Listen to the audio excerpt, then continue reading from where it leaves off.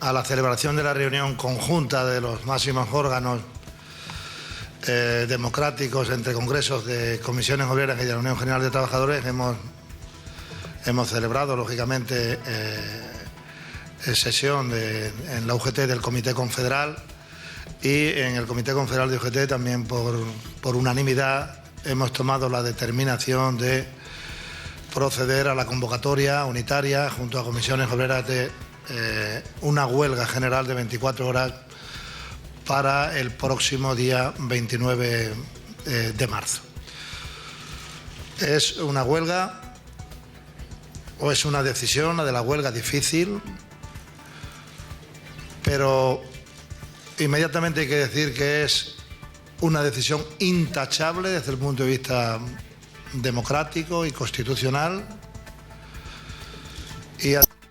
considero que la huelga general que hemos convocado, que ha convertido en inevitable los errores y las decisiones injustas del Gobierno,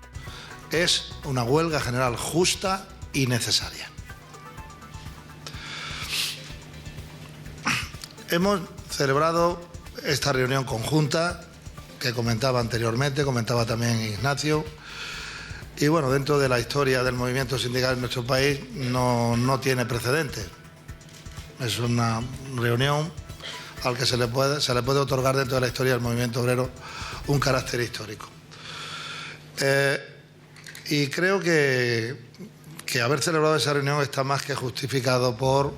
el alcance de esta reforma laboral del Gobierno.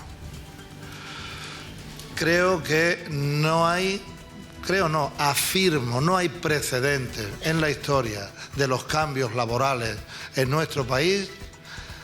de una decisión tan brutal que nos introduce en un camino desconocido sin medir las consecuencias y que trae como consecuencia una modificación negativa del modelo de convivencia laboral en nuestro país. Porque cualquiera otra de las 52 modificaciones del Estatuto de los Trabajadores que comentaba Ignacio anteriormente, en cualquiera otra de ellas se pueden buscar elementos de referencia de una respecto a la anterior. Unas empeoran, otras pueden mejorar, pero hasta la fecha siempre se habían guardado lo que a mi juicio son dos vectores, dos pilares del equilibrio básico en el modelo de relaciones laborales de un país avanzado, democrático como es el nuestro. Uno de ellos, el respeto y el predominio del ejercicio de la autonomía colectiva, y el otro, indudablemente, en escenarios de conflictos no resueltos por las relaciones colectivas de trabajo, la garantía de la tutela judicial e incluso en nuestro país la garantía de la tutela administrativa respecto a decisiones unilaterales del empresario. Bien, esos dos pilares se han roto en esta reforma laboral y por eso decimos que esta es más que una reforma. Tiene dos características en relación con la respuesta a dar a la crisis económica en el ámbito de las empresas. Esa respuesta es el despido. Esta reforma laboral tiene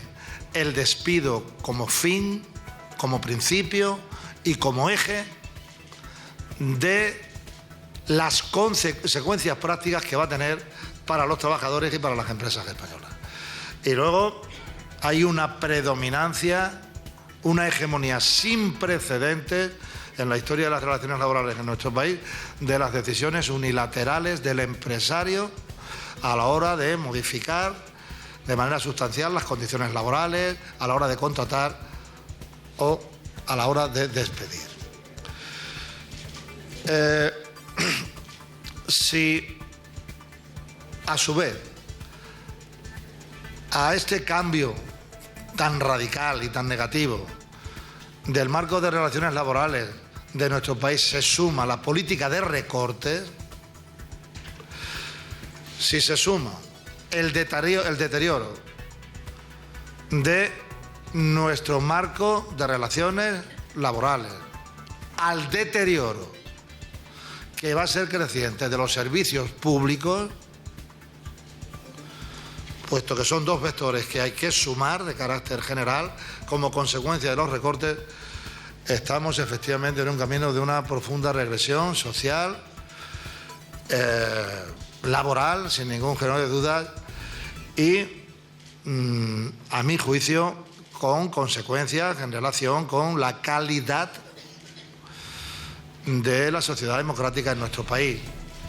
que se compone indudablemente del ejercicio del sufragio directo y secreto de voto, pero también nuestro modelo democrático tiene una serie de componentes que son los que marcan nuestro modelo social y nuestro modelo de convivencia, que se alteran de una manera desconocida hasta la fecha, de una manera profunda e, insisto, sin medir las consecuencias. Por último, yo quisiera también manifestar que, a nuestro juicio, realmente lo que ocurre es que también el Gobierno, que dice y manifiesta que esta reforma tiene como prioridad atender a los trabajadores jóvenes y a los trabajadores en paro, realmente lo que hace con esta reforma laboral es desentenderse del problema del paro. Esta reforma laboral es una ofrenda, si se me permite la expresión, a las exigencias de los mercados financieros, pero el propio Gobierno ha reconocido que no va a evitar la destrucción de empleo, reconoce que en el año 2012 se van a destruir en torno a 650.000 empleos, y luego todo lo fía al futuro. Naturalmente, cuando se recupere la actividad económica, con esta reforma o con cualquier otra reforma, se generará empleo. El problema va a ser que el empleo que se genere en el marco de esta reforma laboral, si no se corrige en profundidad, va a ser un empleo precarizado, va a haber un inmenso océano de precariedad, con derechos laborales más débiles, con bajos salarios, sin reconocimiento en términos de salarios y de condiciones laborales de la cualificación de nuestros jóvenes, y además va a traer como consecuencia irremisible, si no se corrige, una renuncia expresa al necesario cambio de nuestro modelo productivo. Y da la impresión de que esta reforma laboral vive y bebe de la nostalgia de los modelos especulativos de crecimiento económico que nos han llevado a esta situación. Por lo tanto, por todas estas razones, pensamos que esta convocatoria de huelga general era inevitable, es justa, es necesaria, porque va a ser la expresión del rechazo a este camino peligroso y desconocido, pero también va a ser indudablemente la expresión de la defensa de las alternativas que el Gobierno conoce y que pretendemos que antes de que llegue el día 29 conozca en profundidad el conjunto de la sociedad española. Alternativas que defienden las organizaciones sindicales, que son razonables, que son eficaces